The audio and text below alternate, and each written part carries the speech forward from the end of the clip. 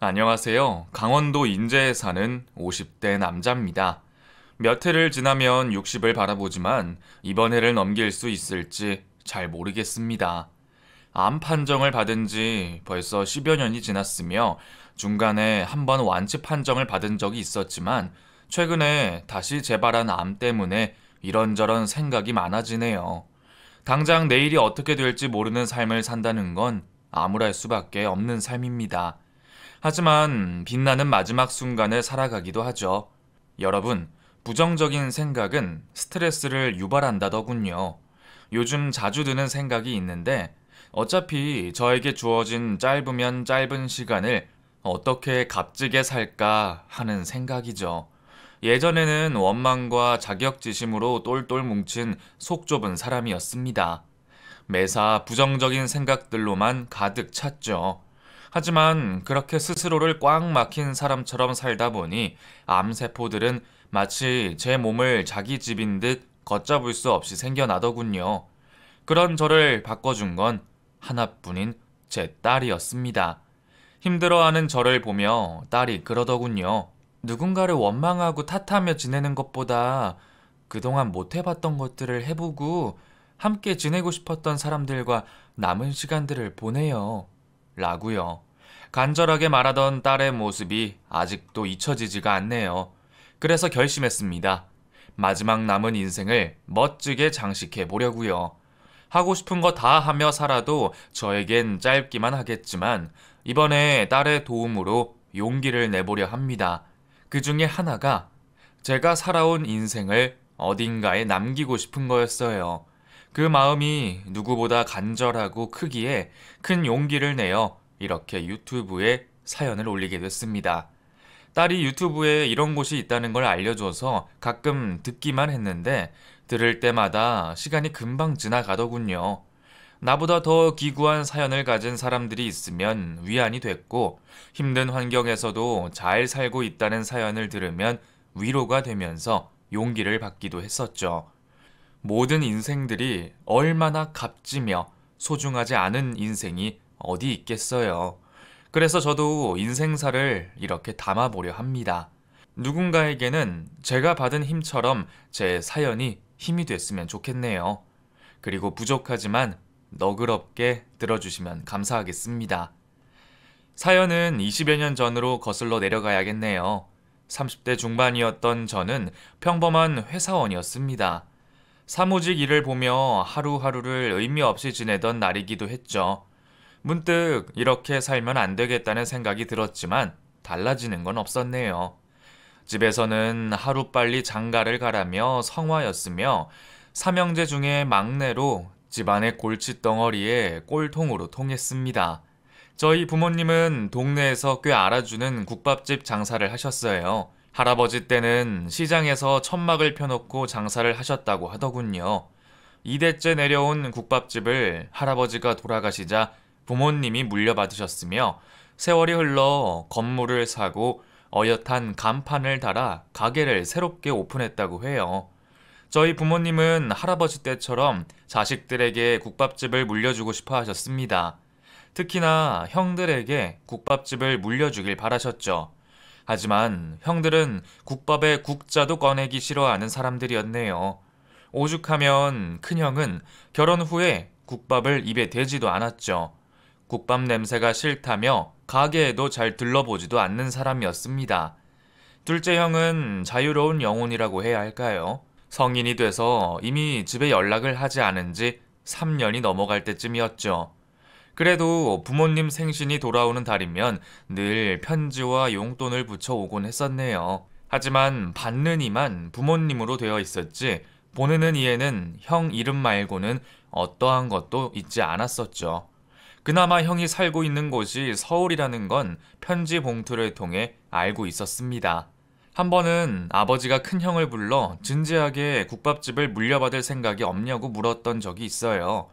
아버지는 당연히 집안일이기 때문에 맏형이 국밥집을 책임질 줄 아셨던 듯 했죠. 하지만 형은 딱 잘라 거절하더군요. 싫어요. 지금 다니는 회사도 좋고 국밥 안 먹은 지도 5년이에요. 국밥 냄새도 맡기 싫은데 아니 어떻게 국밥집을 물려받아요? 야, 이 자식아, 너 우리 집 장남 아니야? 이 국밥집이 어떤 국밥집인데 함부로 말해? 그러고도 네가 장남이라 할 수 있어? 네, 아버지 말이 무조건 맞는데요. 전 죽어도 장사 못해요. 성격도 못되고 아버지가 싫어하시니 이제 장남 자격 반납할게요. 앞으로 이 집 장남 아닙니다. 그렇게 아버지와 다투고 나간 형은 부모와 의절을 하면 했지 다시는 본가에 오지 않겠다며 형수와 조카를 데리고 이사를 가버렸었죠. 그 사건을 겪은 아버지는 일주일간 장사도 못할 만큼 마음고생을 하시게 되셨고, 그 일 이후 알아누운 어머니 역시 큰형의 행동에 큰 충격을 받은 듯 했네요.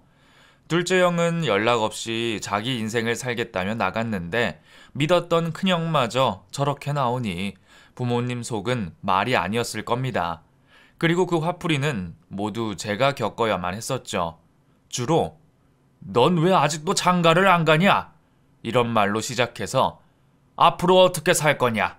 부터 꼬리에 꼬리를 무는 잔소리로 힘든 시간을 보냈었습니다. 제 입장에서는 형들도 이해가 안 갔지만 아버지도 이해가 안 간 부분이 참 많았어요.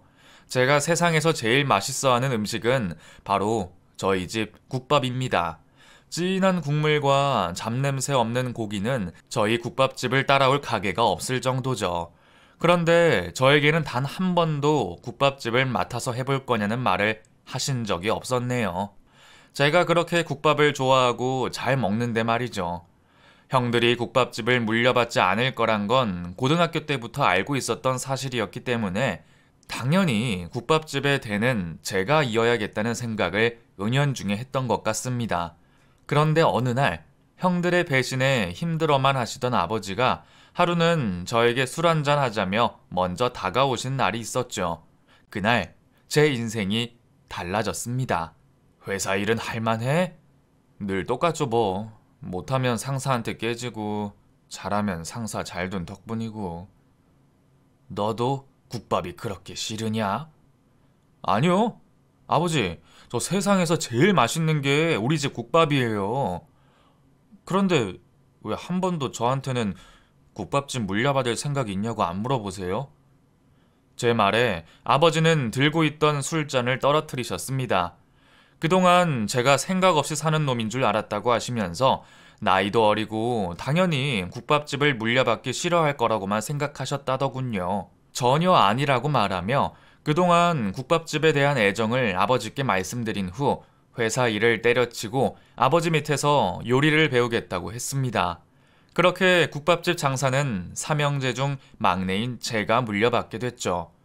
회사 일을 하며 이름만 불리는 것보다 국밥집 사장님 소리가 저에게는 더 듣기 좋은 호칭이 됐네요. 몇 년간 아버지 밑에서 열심히 국밥집 장사를 하는데 저에게도 운명의 상대가 나타나더군요. 바로 아내였습니다. 현재는 이혼해서 전 부인이 되겠네요. 처음 아내를 만난 건 가게 손님으로 만났었어요. 부모님이 저에게 모든 일을 맡기고 쉬실 때였죠. 주방에는 제가 있고 홀을 봐주시는 이모님과 일을 하고 있는데 아내가 국밥을 먹으러 왔었습니다. 몇 번 얼굴을 익히면서 단골이 된 아내에게 호감을 느끼게 됐죠. 아내는 단발머리를 했었는데 앳된 얼굴에 항상 치마를 입고 국밥을 먹으러 왔었어요. 알고 보니 당시에 아내는 미용 학원을 다니면서 미용 자격증을 따려고 준비하고 있다고 했었죠. 그런데 한 번은 장사 준비를 하면서 이모와 수다를 떨었던 적이 있었습니다. 저도 모르게 아내에게 관심이 있다는 말을 이모에게 하게 됐죠.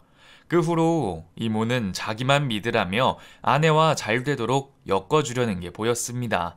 서로 대화를 주고받으면서 아내에 대해서 몇 가지 알게 된 사실 중에 가장 충격적이고 믿을 수 없는 게 한 가지 있었어요. 하루는 국밥을 다 먹고 포장을 해달라는 말에 집에서도 먹을 만큼 저희 집 국밥이 그렇게 맛있냐며 아내에게 물었죠. 그런데 아내의 입에서 믿을 수 없는 말이 나왔습니다. "딸이 좋아해요. 밥 안 먹을 때 사장님네 국밥에 밥 말아주면 얼마나 잘 먹는지 몰라요." "딸이요? 주희씨, 딸이 있어요? 결혼 안 하신 줄 알았는데." 딸이 있긴 한데 이혼했어요. 다음에 딸이랑 같이 올게요. 수줍게 이혼을 했다며 자신을 소개하는 아내의 모습을 아직도 잊을 수가 없습니다. 아내는 4살 된 딸과 함께 살고 있다며 아는 언니에게 아이를 잠깐 맡기고 미용학원을 다닌다고 하더군요. 미용 자격증을 따서 딸과 행복하게 살 거라는 말을 들었을 때는 가슴 한쪽이 아려왔었습니다. 그때부터 아내에게 더 많은 눈길이 갔었던 듯해요. 이혼도 했고 오히려 아내 곁에는 제가 있어야겠다는 마음이 컸었죠. 혼자서 아이를 키우는 아내에게 어떻게 해서든 도움이 되고 싶었습니다. 점점 아내에 대해서 알아가는 게 많을수록 제 마음은 이 사람과 결혼해야겠다는 확신이 확고해져만 갔죠. 그 후로 아내에게 적극적으로 나가기로 했네요. 결혼해서 아내가 그러는데 처음부터 제가 자기한테 마음이 있다는 걸 홀 이모한테 들어서 알고 있었다고 하더군요. 그리고 아내도 저를 마음에 두고 있었기 때문에 제가 다가가도 밀어내지 않았다고 했습니다. 그렇게 아내와 제가 서로의 마음을 조금씩 알아갈 때쯤 아내가 딸을 데리고 가게에 온 적이 있었어요. 처음으로 보는 아내의 딸은 너무나 작았습니다. 조카 말고는 아이를 본 적이 없었는데 조카보다 더 예쁘게 생겼다고 생각할 정도로 아내의 딸에게 푹 빠졌었네요. 아마도 아내를 사랑했기 때문에 딸도 저에게는 흠이 되지 않았던 것 같아요.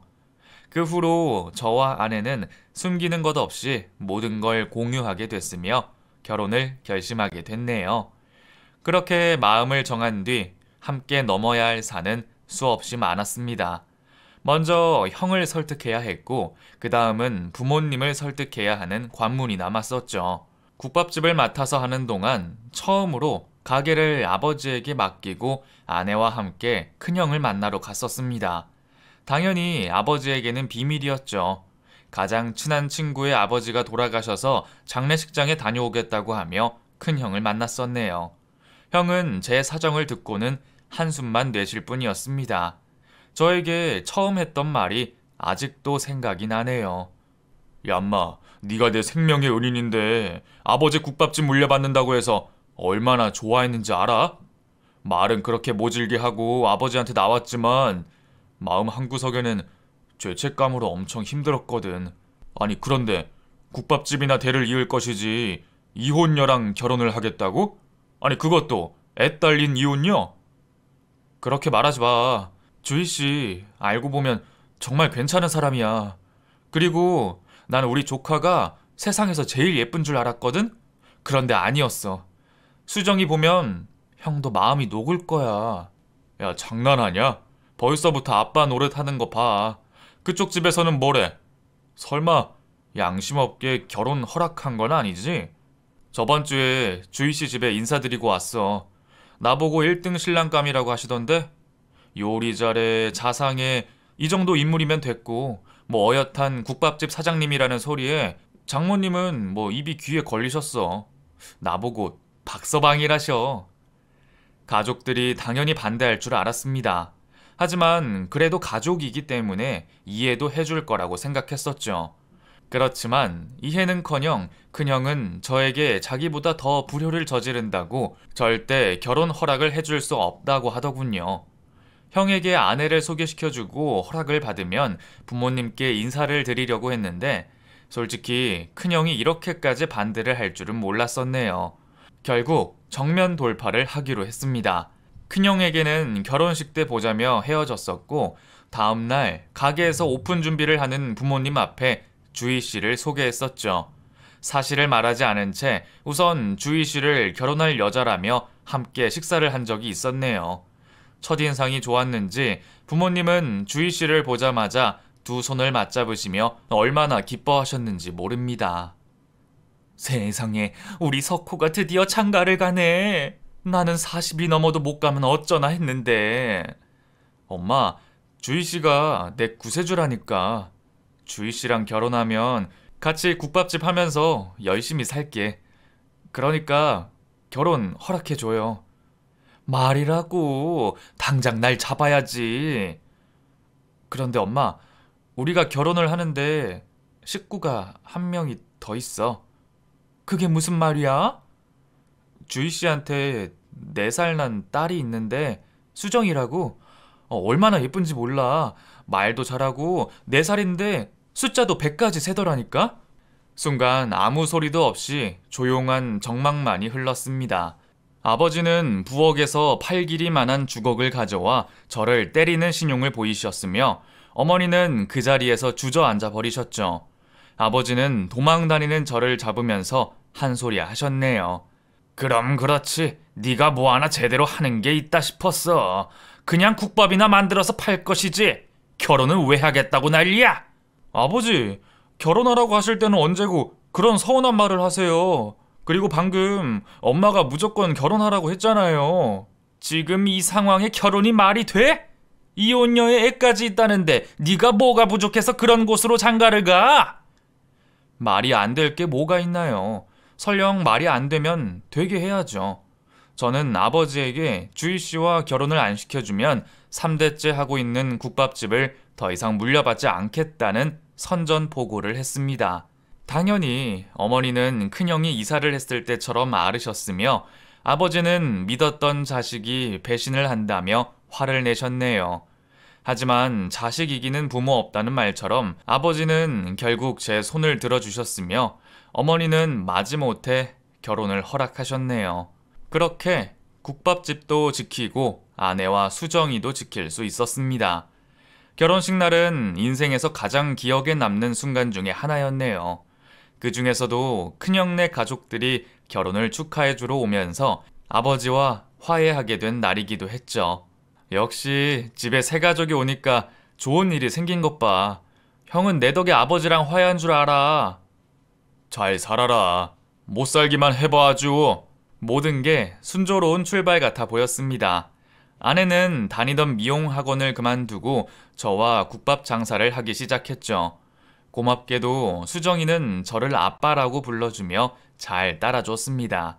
그리고 얼마 후 지역신문에 3대째 이어온 국밥집이라는 기사가 나가면서 장사가 더욱 잘 되는 날들이 많아졌었죠. 강원도에 오면 꼭 한 번은 들려서 먹고 가야 하는 곳으로 예전에는 입소문이 엄청 났었네요. 덕분에 가게 확장도 하면서 직원을 늘리게 됐습니다. 그런데 호사다마일까요? 좋은 일이 있은 뒤에는 항상 안 좋은 일이 왜 그렇게 다가오는지 모르겠습니다. 결혼한 지 2년이 될 쯤 아내가 점점 변하는 것 같았죠. 가게는 커지고 일손은 많은데 더 이상 국밥집에 나오지 않겠다고 하더군요. 당신이 카운터를 봐줘야지. 홀서빙이나 주방에서는 일이 많아서 정신없는데. 그럼 카운터 보는 사람 구하면 되잖아. 미용일도 그만두고 국밥집에서 할 만큼 했어. 이제 더 이상 일 못하겠으니까 당신 혼자서 해. 국밥 냄새 맡는 것도 지긋하다고. 아내는 마치 하루아침에 딴 사람이 된 듯 변했습니다. 그리고 생활비를 올려달라는 말을 하더군요. 수정이 이제 6살이고 몇 년만 있으면 입학해서 돈 들어갈 때 많은 거 당신도 알지? 지금부터 학원도 몇 개 끊어야 하고 앞으로 수정이 돌보고 집안일 하면 정신없을 것 같아. 친딸처럼 아끼고 키워왔기 때문에 수정이 말만 하면 언제나 무장해제가 되고 말았습니다. 그걸 아내도 아는 것처럼 제 약점을 잡은 듯 수정이를 이용했었죠. 하지만 그때는 전혀 몰랐었네요. 아이도 낳지 않고 수정이만 데리고 살면서 남부럽지 않게 키우자고 했었기 때문에 최선을 다해 열심히 살았었죠. 당시에 저에게 중요한 건 아내와 수정이와 국밥집밖에 없었습니다. 하지만 아내는 수정이 핑계를 대며 돈을 더 받기 위해 그저 이용만 했었더군요.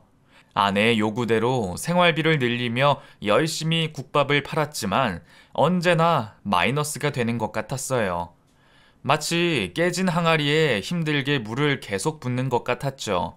어디서 새는지도 모르고 말입니다. 장사는 잘 되는 반면 왜 자꾸 아내는 돈이 없다는지 이해할 수가 없었습니다. 그 일로 부부싸움은 날이 갈수록 늘어만 갔네요. 저번 달에 생활비 하라고 추가로 80만 원 줬잖아. 아니 그런데 그게 일주일 만에 없다고? 나도 스트레스를 풀 곳이 있어야 하잖아. 육아하면서 집안 살림하는 게 얼마나 힘든지 알아? 당신은 밖에만 있으니 알 수 없겠지. 나도 많이 참고 있어. 아니, 도대체 뭘 얼마나 참는다고? 저번에 준 생활비는 어디에 다 쓴 거야? 수정이 학원비에 썼지. 피아노, 미술학원, 공부방에 쓰고 남은 걸로 내 옷 좀 산 게 그렇게 큰일이야? 당신 진짜 너무하네. 더 이상 아내와 어떤 말도 통하지 않아 답하기를 멈췄네요. 돈을 아껴 쓰자고 하면 자기를 사랑하지 않는다고 말하거나 국밥집에서 일만 시키려고 자기와 결혼했냐는 말을 하며 절 당황하게 할 뿐이었습니다. 또 아내는 제가 변했다고 하더군요. 되려 화를 더 내버리니 무슨 말도 못하고 아내가 달라는 대로 해줬었죠. 그때부터 마음의 병이랄까요? 스트레스가 쌓였을지도 모르겠네요. 그나마 유일한 기쁨은 퇴근해서 집에 돌아온 저에게 아빠라고 다가오는 수정이었습니다. 반면 결혼 생활이 길어질수록 아내는 감당하기에 너무나 벅찬 사람이었으며 과소비를 하는 것도 힘들었지만 잦은 외박이 더 힘들게 하더군요. 아무리 부부 사이라도 서로 간에 지켜야 할 예의라는 게 있다고 생각했지만 아내는 모든 걸 무시하는 듯 했죠. 아이와 제가 자는 동안 동네 엄마들을 만나고 오겠다며 저녁에 나가서 새벽에 들어와 술에 취해 거실에 자는 적이 한두 번이 아니었습니다. 수정이는 거의 어머니와 아버지가 봐줄 정도였죠. 다른 건 다 참을 수 있었는데 수정이를 돌보지 않는 것 때문에 처음으로 아내에게 화를 낸 적이 있었네요. 한 번은 퇴근하고 집에 왔는데 불이 다 꺼져 있어서 아무도 없나 싶었는데 거실에서 6살 된 수정이가 추위에 떨며 잠을 자고 있었습니다. 그 모습을 본 순간 이성을 잃고 말았죠. 엄마라는 사람이 애를 두고 집을 나가? 당신 제정신이야? 잠깐 미용실 다녀온다는 게 수정이가 당신 퇴근할 때까지 기다린다면서 안 따라오겠다잖아. 간신히 미용실 예약 잡은 건데 애 때문에 취소할 수 없어서 다녀온 거야. 밖에 안 나가고 집에 잘 있었잖아. 그럼 됐지. 이게 그렇게 화낼 일이야? 아내는 점점 감당하기 힘들 정도로 막무가내로 나갔습니다. 그리고 결정적인 사건이 하나 생겼네요. 그 일로 인해 저와 딸과 가족들은 씻을 수 없는 상처를 받고 말았었죠. 아내가 외도를 저지르고 집을 나간 거였습니다. 그 사실을 알게 된 건 국밥집에 온 단골 손님들 때문이었죠. 아내가 다른 남자랑 팔짱을 끼고 노래방으로 들어간 걸 단골 손님이 보게 됐으며 그 소리는 저에게까지 들려왔었네요. 솔직히 충격을 안 받을 수는 없었지만 이미 짐작을 했었던 것 같아요. 그동안 저에게 보였던 아내의 행동들로 인해 이미 아내의 외도를 의심하고 있었었죠. 올 것이 왔구나. 이런 기분이었습니다. 그래도 부모님과 가족들이 알아서는 안 돼서 최대한 제 선에서 이 일을 끝내려고 했지만 이미 소문이란 게 삽시간에 부모님 귀에까지 들어가게 되더군요. 이럴 줄 알았어. 너 등신이야? 동네 사람들이 다 아는데 그걸 덮어? 당장 이혼해. 엄마, 집사람이 무릎 꿇고 빌었어. 아, 그리고 그런 사이 아니래. 미용실에서 일 도와주면서 오는 손님이었대. 노래방에 미용실 원장도 있었고 소문도 다 믿을 게 못 되니까 너무 신경 쓰지 마. 난 끝까지 이 결혼 반대했었어. 그런데 네 아빠가 국밥집 대를 이어야 한다면서 기어이 결혼을 허락하더니 결국 이 사단이 난 거지. 부모님에게 면목이 없더군요. 그리고 제일 미안한 건 수정이었습니다. 한 번의 아픈 기억이 있는 수정이에게 또 이혼 가정이라는 상처를 주고 싶지 않았죠. 하지만 이런 노력에도 아내는 저를 배신하고 상간남과 야반 도주를 하고 말더군요.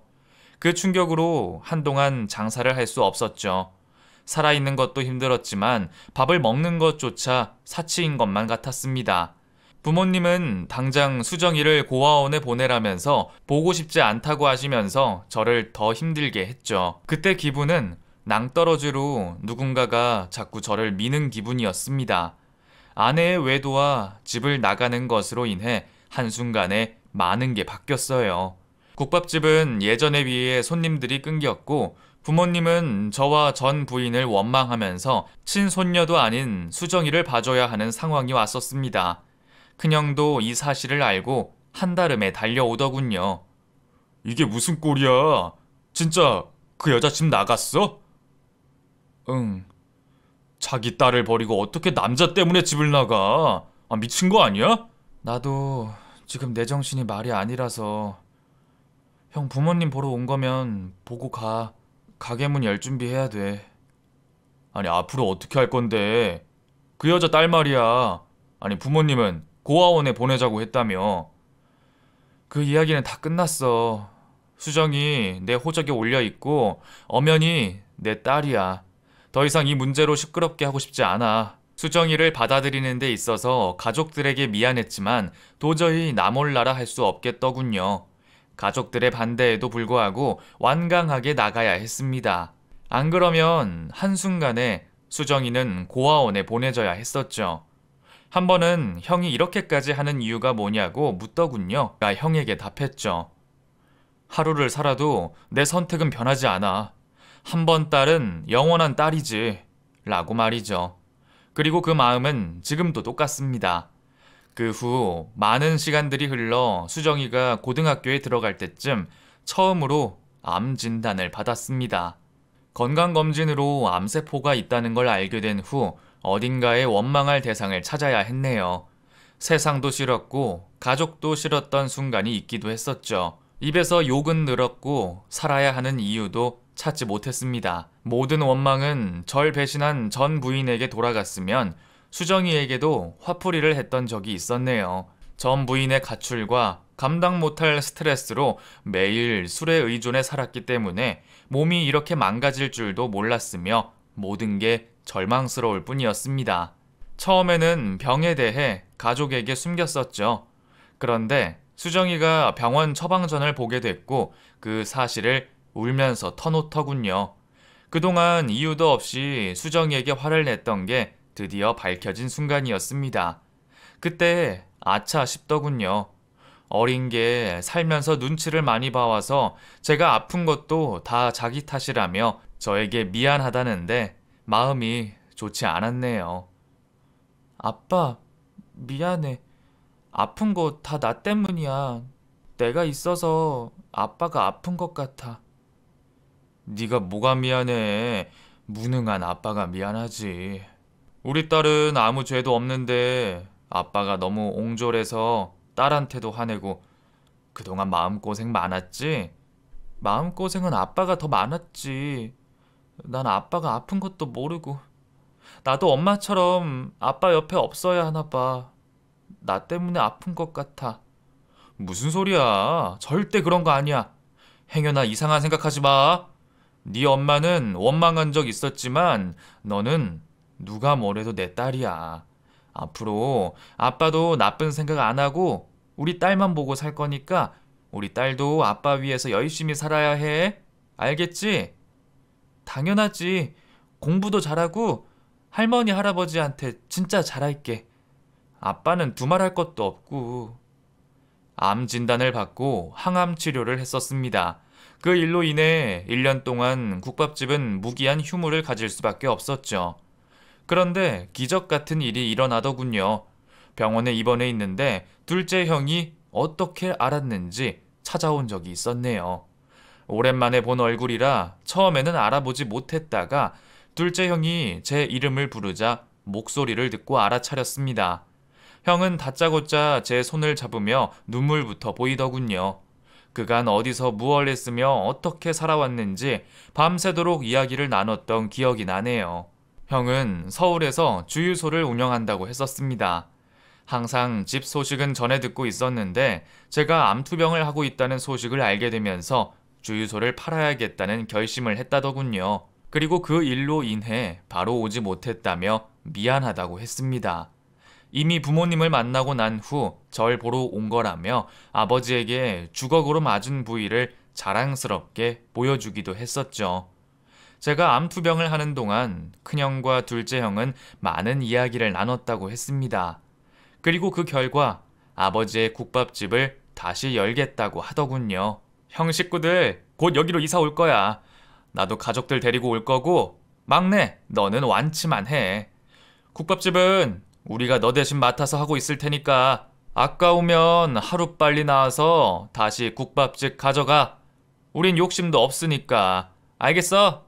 그 후로 형들 덕분에 3대째 내려온 국밥집은 대를 이을 수 있었습니다. 그것만으로도 병이 낫는 기분이었네요. 비록 전 부인은 딸을 남겨두고 떠났으며 저는 암에 걸려 항암 치료를 하고 있는 순간이었지만 저희 가족들은 더욱 단단해지는 것 같았습니다. 그 사이 수정이는 서울에 있는 대학교에 들어가 바쁜 대학 생활을 하고 있었죠.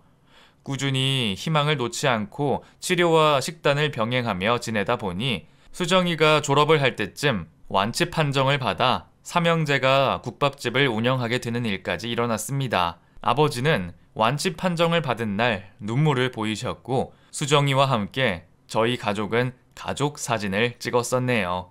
그때까지만 해도 저에게 새 삶이 주어진 것만 같았죠. 너무 행복해서 불안하기까지 한 적도 많았지만 몇 년간은 별 탈 없이 지냈습니다. 하지만 암이 다시 재발하는 불행이 오게 됐으며 그때는 말기암 진단을 받아 의사들조차 6개월이라는 시한부 판정을 내리더군요. 길면 1년이라는데 제 귀에는 6개월이나 1년이나 다 똑같았기 때문에 아무 의미가 없었습니다. 그런데 눈을 의심할 수밖에 없는 일이 벌어지고 말았습니다. 제 앞에 몇 년 만에 나타난 전 부인이 무릎을 꿇고 있더군요. 여보, 그동안 잘 지냈어?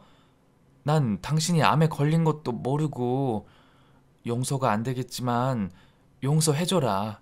내가 당신 살아있는 동안 진짜 열심히 간호할게. 전 부인은 너무나 천연덕스럽게 앞에 나타나 평생 간호하며 살겠다고 하더군요. 당장 아내의 멱살을 잡고 병실에서 내쫓고 싶었지만 그럴 힘도 나지 않았습니다. 아내는 제 허락은 중요하지 않은지 병실에서 잠도 자고 간호를 하며 지냈죠. 가족들도 알게 됐지만 제가 아무 말도 하지 않으니 그저 묵묵히 바라만 봐주더군요. 하지만 수정이만은 달랐습니다. 수정이가 이 사실을 알게 되고 서울에서 병원에 온 적이 있었네요. 그렇게 화를 내는 딸의 모습은 처음 봤습니다. 울면서 친엄마를 밀치는 수정이는 정말 내 딸이 맞네 싶었죠. 엄마가 왜 여기 있어? 우리 버리고 떠난 지 몇 년이 지났는데 이제야 나타나서 무슨 이득을 보려고 그래? 당장 아빠 옆에서 떨어져. 세상에, 너 수정이 맞아? 안 본 사이 왜 이렇게 이뻐졌어? 대기업 취업했다며. 엄마가 몸은 떨어져 있어도 항상 우리 딸밖에 없었어. 그래도 내가 이 집에 널 두고 가서 네가 이 정도 성공한 거야. 엄마 덕인 줄 알지? 딸은 가만히 있는 저를 보고 이해가 가지 않는다면서 어떻게 그렇게 증오했던 엄마를 옆에 둘 수 있냐고 묻더군요. 걱정하지 마. 내가 네 엄마를 모르니? 이혼할 거야.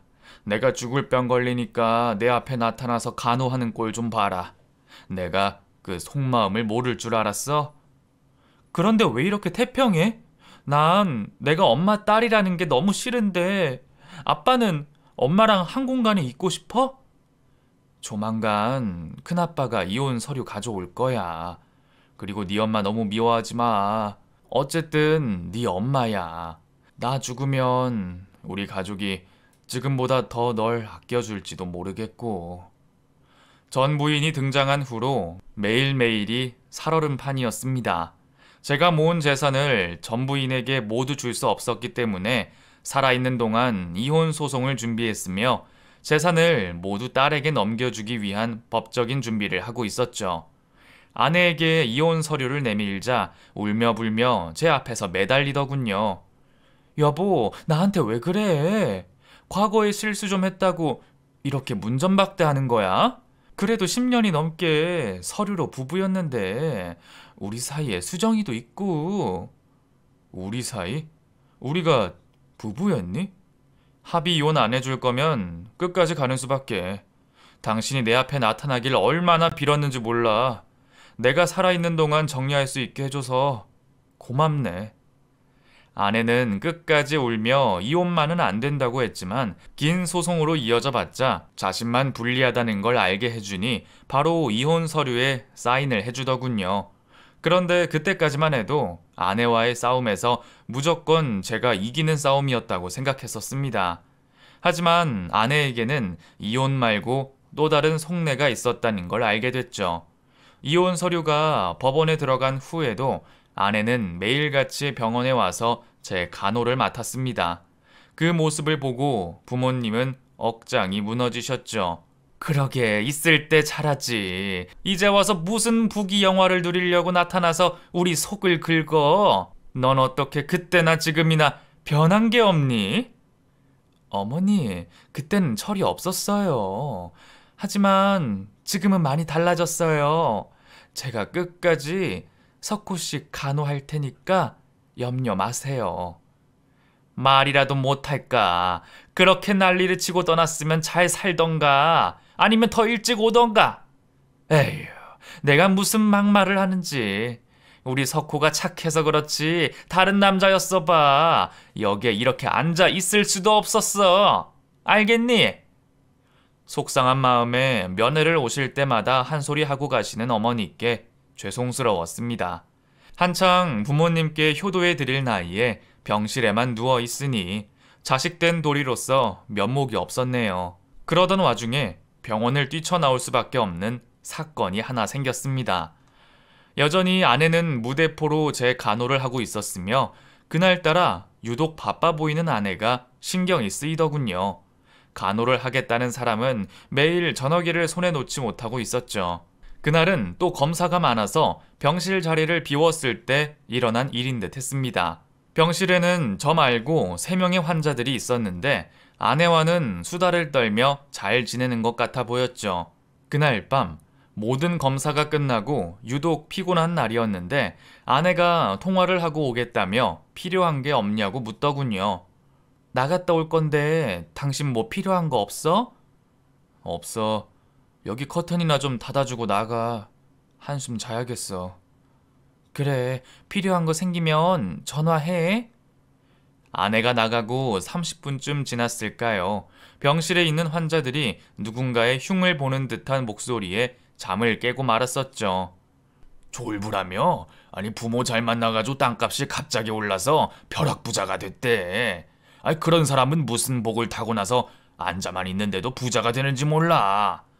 그나저나 부잣집 사모님이 병으로 돌아가고 그 집 자식이 셋이나 있다 하지 않았어? 그런 곳에 시집을 간대. 내 말이 아니 어떻게 그런 생각을 할 수 있지? 우리한테 떵떵거리며 하는 말 있잖아. 무조건 돈이 최고라면서. 그 집으로 시집만 가면 자식들은 자기가 다 키울 거라던데. 아유 아무리 돈이 좋아도 그렇지 사별에 애가 셋이나 있고 나이도 많다며. 그런 곳으로 돈이 좋다고 딸을 시집 보내? 진짜 불쌍한 집안이네. 졸부에 시집을 가는 게 아내라고 믿고 환자들의 대화를 엿듣던 찰나 머리가 띵 하는 소리가 들리더군요. 닫혀있던 커튼을 열고 환자들에게 무슨 말인지 재차 물었죠. 아이고 깜짝이야. 계셨어? 아이 우린 아무도 없는 줄 알았지. 아저씨 무슨 말이에요? 그 사람이 재혼을 하는 게 아니라 우리 딸을 졸부에 시집 보낼 생각이라고요? 그렇다니까. 통화하는 것도 딸 같더니만. 어떻게 꼬시는지 모르겠지만 그 여자 보통 여자가 아니야. 졸부 사무가 병으로 안 죽었으면 첩으로라도 드릴 생각이었대. 아니 무슨 엄마라는 사람이 그러는지 몰라. 딸 팔아 호강하겠다는 거지. 보니까 몇 년 만에 돌아온 것 같던데 다 목적이 있었던 거지. 그 순간 전부인이 병실로 들어오자 기저귀만 찬 채 침대 난간에 걸려있던 겉옷을 입고 도망을 치고 말았습니다. 전부인이 쫓아올까봐 얼마나 급하게 도망을 쳤는지 모르네요. 마침 1층에서 면회를 오려던 큰형을 만나 본가로 도망을 쳤습니다. 아내는 저를 찾아온 게 아니라 성인이 된 딸을 찾아왔던 거였죠. 그 사실을 바보처럼 지금 알게 되자 제 자신이 원망스럽더군요. 큰형에게 자초지정을 설명하고 수정이가 있는 자취방으로 갔습니다. 수정이는 제 꼴을 보더니 놀라 입을 다물지 못하더군요. 하지만 저에게 눈 뜨고 딸을 뺏기는 순간이 더 아찔했습니다. 그동안 전 부인은 졸부집으로 시집을 가면 제 병원비며 할머니, 할아버지 호강시켜 줄 수 있다는 말로 딸을 설득하고 있었던 모양이었죠. 그 말을 듣는데 억장이 무너졌습니다. 그 여자를 절대 용서할 수 없겠더군요. 그 후로 항암 치료를 중단하고 매일 딸과 가족 곁에 붙어 있기로 마음 먹었네요. 병원에서 몇 개월 남지 않았다는데 몇 개월 더 연장하자고 병원에 누워 있을 수 없겠더군요. 딸에게는 절대로 전 부인의 말에 넘어가지 말라고 했으며 살아있는 동안 제 딸은 제가 지켜야겠다는 생각을 했습니다. 현재는 전 부인에게 접근 금지 신청을 했으며 남은 여생을 딸과 함께 즐겁게 지내고 있네요. 제 긴 사연을 끝까지 들어주셔서 감사합니다. 여러분 가정에 행복한 일들만 가득하시길 바라며 사연을 마치겠습니다. 감사합니다.